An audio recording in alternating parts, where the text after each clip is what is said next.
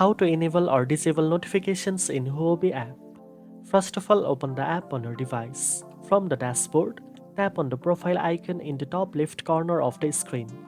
Next, tap on Settings at the top right corner. Here you will see the Notifications option. Tap on it to manage your notification preferences. To enable notifications, simply toggle the switch next to each notification type you want to receive, such as mail push, market feeds push, market push, live streaming, articles, and others. To disable notifications, toggle the switch off for the notifications you no longer want to receive. You can customize which alerts are important and which ones you want to mute. You can also toggle on Do Not Disturb mode to silence all notifications during a selected time period. Once you have made your selections, the changes will be saved automatically.